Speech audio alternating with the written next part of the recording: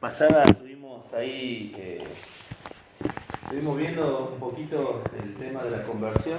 No sé si ustedes se acuerdan, así que estuvimos viendo el tema de la conversión y cómo eso repercutía en la vida de nuestras vidas. Habíamos visto el concepto de la palabra del Antiguo Testamento, el Nuevo Testamento, y la tía María que tiene frío y se va acercando al fuego. Y hoy vamos a ver sobre el arrepentimiento que realmente da frutos, ¿sí?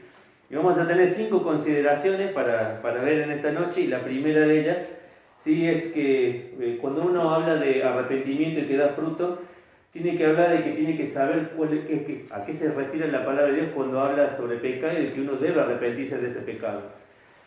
Uno de los ejemplos que tenemos más claro, y quiero que me acompañes si abras tu Biblia en Romanos capítulo 7, ¿sí? En el libro de Romanos, el capítulo 7, el versículo 7, Pablo justamente cuando escribe la carta y habla sobre la ley y toma cómo realmente fuimos justificados delante de Dios, él habla de que la ley fue necesaria para el conocimiento del pecado.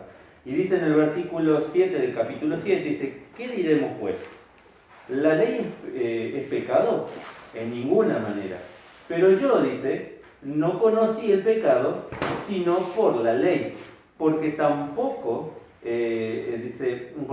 conocieron la codicia si la ley no dijera no codiciarás.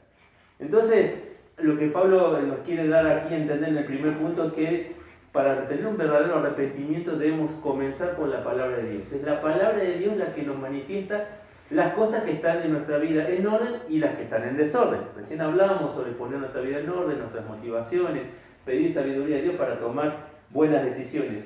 Y ahí en el concepto que utiliza Pablo, utiliza dos palabras que es el conocí y el pecado. El conocí, sabemos que es la palabra ginosco en el original, que significa aquel que se da a conocer o aquel que puede conocer con realidad, con precisión, lo que necesita saber. Y el pecado justamente es lo que es pecaminoso, aquello que nos aparta de Dios.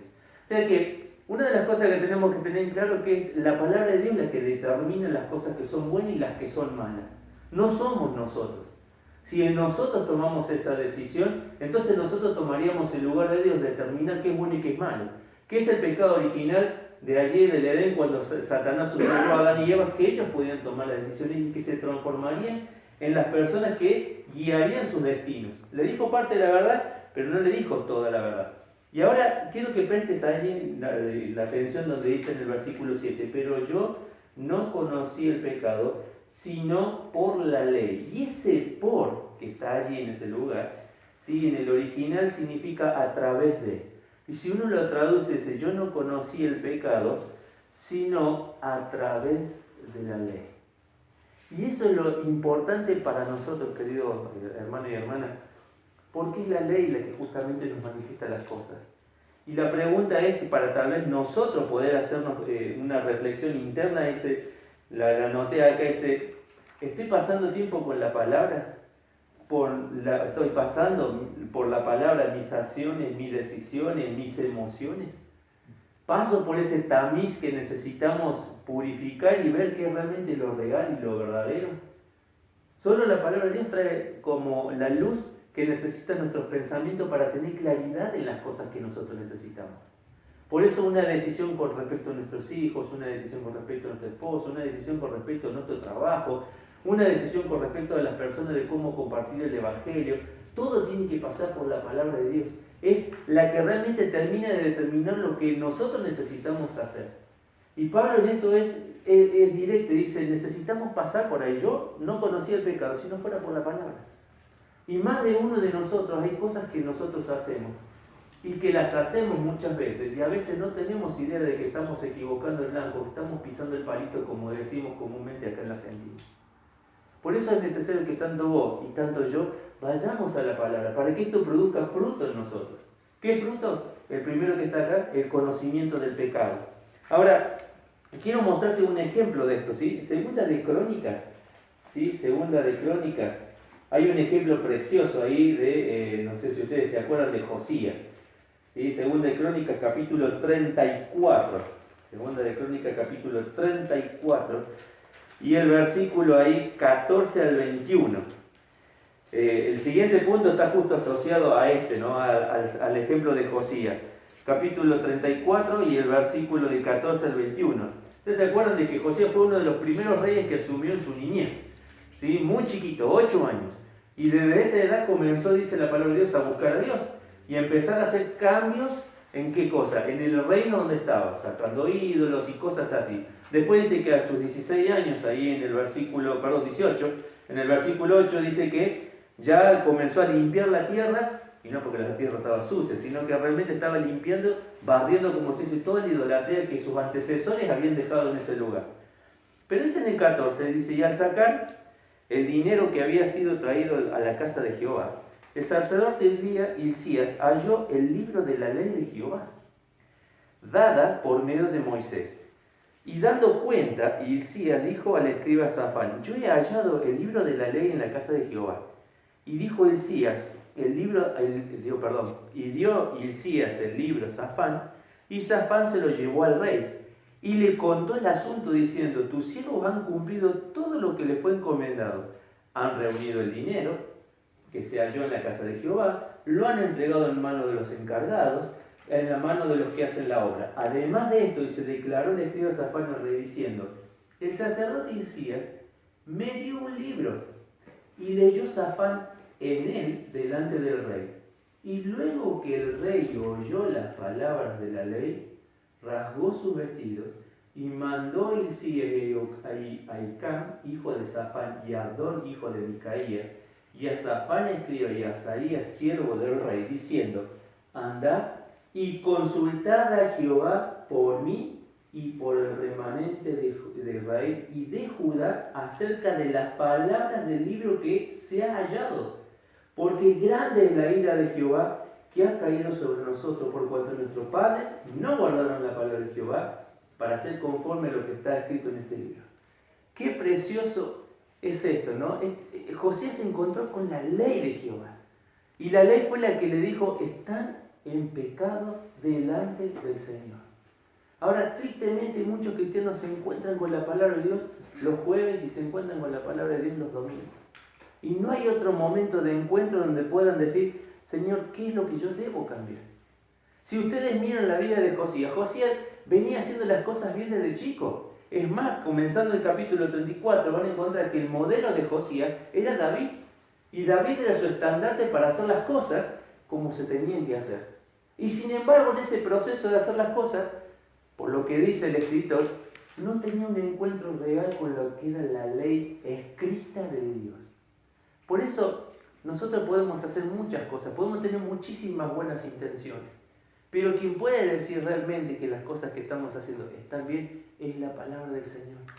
Por eso, como cristianos, debemos someternos a la palabra del Señor para poder escuchar esa voz de Dios, las cosas que debemos cambiar. Santiago decía que la palabra de Dios es como un espejo para mostrarnos a nosotros lo que realmente somos y delante de quién estamos y lo que realmente necesitamos nosotros para cambiar. Ahora, el segundo punto está relacionado con esto. Cuando nosotros tenemos un conocimiento del pecado, lo que realmente produce un verdadero arrepentimiento en nosotros significa que tenemos que tener un dolor por el pecado. Y fíjate lo que dice Josías acá en el versículo 21. Andad y consultad a Jehová por mí y por el remanente de Judá, el de Israel y el de Judá. ¡Wow! Allí dice la palabra, y el rey oyó. La palabra ahí en el original significa sama, que significa escuchar con atención. ¡Wow! No sé si ustedes llegan a percibir lo que está diciendo acá el escritor. Escuchar con atención. Yo no sé cómo haces tu devocional o si hay algo que te interrumpe en la mañana, si tenés puesta, decía recién, yo no escucho más noticias. Pero hay cosas que muchas veces nos distraen. A veces necesitamos tener ese tiempo. No hemos olvidado que hay poder en la vida privada. En la vida privada donde estamos solos con el Señor, escuchando la palabra del Señor, clamando al Señor, orando al Señor. Hay poder en ese lugar. Y esa es la verdadera vida que después yo llevo afuera. Porque afuera la única forma de sostener una vida en este mundo es que estemos encerrados escuchando a nuestro Señor, pasando tiempo con el Señor. Que tenga el poder de influenciar nuestras vidas. Por eso dice acá, la segunda de las cosas que produjo en Josías, tenía un dolor por el pecado. Josías no fue que escuchó la palabra, escuchó la ley y dijo, bueno, sí, está bien, puede ser que esté un poquito medio exagerado lo que me está pidiendo. Josías escuchó lo que el Señor le tenía que decir y dijo, wow, acá hay juicio de Dios, no solo sobre mi reino, sino sobre la gente que está aquí en este reino y sobre las personas que están a nuestro alrededor. Vayan y pregunten a Jehová. ¿Qué actitud tan honorable para un rey? Hoy la gente que nos preside, la gente que nos gobierna, nos muestra que no se les puede enseñar nada, que todo lo saben, que todos ya tienen la respuesta para decirte y para mandarte cómo hacer las cosas. Josías era uno de los pocos gobernadores que tenía esa actitud de decir, realmente necesitamos consultar a Jehová. ¿Qué debemos hacer en esto? Por eso, la primera de las cosas, un arrepentimiento que da fruto es un arrepentimiento que conoce la ley de Dios. Tenemos que pasar tiempo con la palabra del Señor.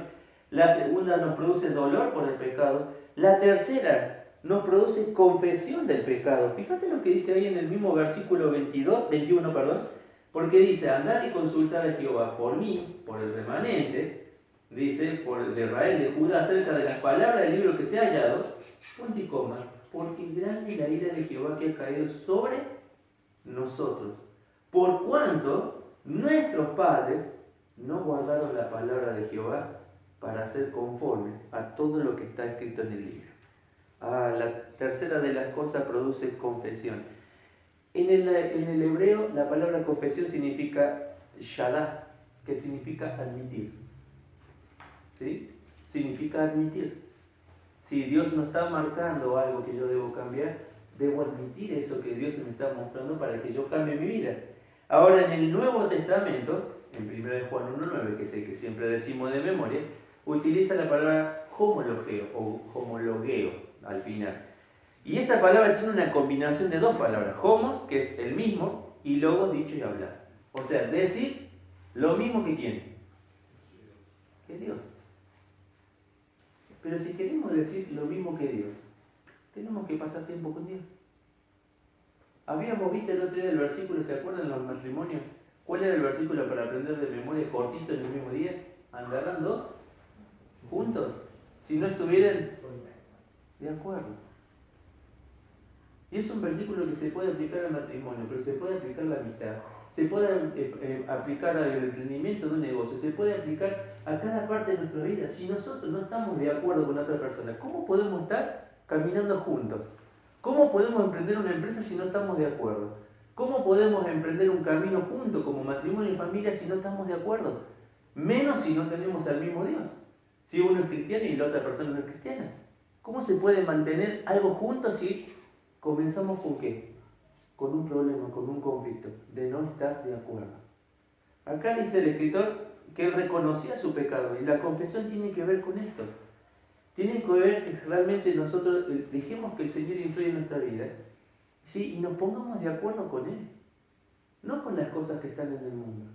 Nos ponemos de acuerdo con nuestros jefes, nos ponemos de acuerdo con nuestro trabajo, nos ponemos de acuerdo con nuestro hobby, nos ponemos de acuerdo con nuestra escuela, nos ponemos de acuerdo con un montón de cosas y nos cuesta ponernos de acuerdo con el Señor. Nos cuesta ponernos de acuerdo en decir, Señor, hay cosas que yo tengo que cambiar y yo necesito de ti. Por eso el tercer punto que te decía recién produce realmente una verdadera confesión. El cuarto punto dice, y te voy a invitar a que puedas buscar Efesios capítulo 5, Efesios el capítulo 5, porque Efesios también es otro de los preciosos libros que nos muestran el antes y el después de nosotros como vida cristiana, ¿no? Como creyentes. Si nosotros nos ponemos de acuerdo con Dios, quiere decir que tenemos que romper relaciones con quién? Con el mundo. ¿Con quién más tenemos que romper relaciones? Con nuestro yo, con nuestro pecado. O sea, si me pongo de acuerdo con el Señor, con alguien tengo que romper. Y hay muchas veces nos cuesta romper. Nos cuesta cortar lazos. Cantábamos en una de las canciones recién, Hay libertad. Y después la otra, Gracia Sublime es, porque también cantamos que nos trajo libertad. Pero a veces nuestro corazón no está libre. Sigue pensando en las cosas del pasado. Israel era un pueblo que estaba justamente viviendo en la tierra prometida o caminando hacia la tierra prometida, y lo primero que se le venía a la mente, qué bien que estábamos allá atrás. Y estaban comiendo peor que nadie, con una dieta terrible y una opresión terrible para sus vidas. Y si realmente nosotros hemos tenido un encuentro con el Señor, no podemos mantener nuestra unidad con el pasado. Tiene que haber una ruptura, tiene que haber un despegue. Dice capítulo 5 de Efesios, versículo 7, dice, no seáis pues partícipes, dice, con ellos, porque en otro tiempo erais tinieblas, mas ahora soy luz en el Señor. Andad como hijos de luz. Y subraya esa palabra que está ahí, dice, no seáis pues partícipe con ellos, porque la palabra partícipe allí, traducida en el original, significa tener comunión. O sea, ¿cómo podemos tener, dice Pablo, comunión con nuestra vida pasada si hoy decimos que estamos relacionados con el Señor? No se puede servir a dos señores. No se puede estar casado con dos hombres. O sea, la mujer no puede tener dos hombres. Y al revés, el hombre no puede tener dos mujeres. ¿Por qué? Porque su lealtad y su fidelidad está dada para una sola persona. Y Pablo, cuando habla del capítulo 100, en la analogía que utiliza del matrimonio, dice, habéis muerto esa relación, pero ahora tenés una relación viva, con un Dios vivo, con un Dios verdadero. ¿Te das cuenta? Y el cuarto punto dice que produce ruptura con el pecado. A veces debemos romper con personas que nos llevan fuera de los caminos del Señor, amistades. A veces abrimos el corazón y buscamos consejos en un lugar donde justamente no deberíamos hacerlo. A veces nosotros brindamos consejos mirar a nuestros hijos. A veces estamos pendientes de con quién está, con quién sale, si son buenas influencias para nuestros hijos. Y para nosotros, para nuestra propia vida espiritual, ¿qué estamos permitiendo que sean de influencia para nuestra vida? ¿Sabes que el Señor fue al revés? Cuando Él vino a la tierra fue para influenciar a las personas que estaban a su alrededor y sin llegar a obligar, predicarles a cada uno el Evangelio de la salvación, de decirles que en Él había un camino verdadero. El cuarto punto dice que produce ruptura, pero el quinto punto, cuando realmente nosotros tenemos un arrepentimiento que da frutos, comienza a nacer de nosotros un odio por el pecado. Pues si se puede llegar a odiar el pecado, y muchas veces no lo llegamos a odiar como Dios lo odia. Mira, Proverbios el capítulo 6, y con esto vamos a ir terminando. Proverbios el capítulo 6. Tal vez te lo acuerdas de memoria, tal vez no, pero dice ahí, en el capítulo 6 de Proverbios, versículo 16, 6 cosas que aborrece de Jehová. 6 cosas dice. Y la palabra ahí aborrecer significa, y prestar atención a lo que dice, significa enemistad, menosprecio, odio. Son 6 cosas en las cuales Dios menosprecia, odia en su ser. Y dice allí, cuando termina este pasaje, dice, y aún 7 abomina su alma. Los altivos, ¿sí? Las personas orgullosas, la lengua mentirosa, las manos derramadoras de sangre, inocente, el corazón que maquina pensamientos inicuos, los pies presurosos para correr al mar, el testigo falso que habla mentiras y el que siembra discordia entre hermanos. ¿Te das cuenta que Dios odia? Pero hay cosas que Dios odia y que si nosotros tenemos una relación con Él, tenemos que decir lo mismo que Él. Si Él la odia, yo la tengo que odiar. Si Él la permite, yo la tengo que permitir. Si Él me está diciendo que debo esperar, también lo debo esperar. Es parte del proceso del cristiano saber que Dios aborrece cosas y que no está dispuesto a transar con ellos. Entonces nosotros tampoco. ¿Cuántas cosas cambiamos nosotros por la relación con nuestro esposo o nuestra esposa? ¿Se acuerdan? ¿Se acuerdan cuántas cosas llegaron a cambiar para ponerse de acuerdo y caminar juntos como matrimonio? Entonces pongámonos de acuerdo con el Señor. Pongámonos de acuerdo en las cosas que Él dice. El mayor problema que tenemos hoy en el siglo XX, siglo XXI, es que no tomamos al pecado como Dios lo toma. Pensamos que el pecado no es tan malo como debería ser.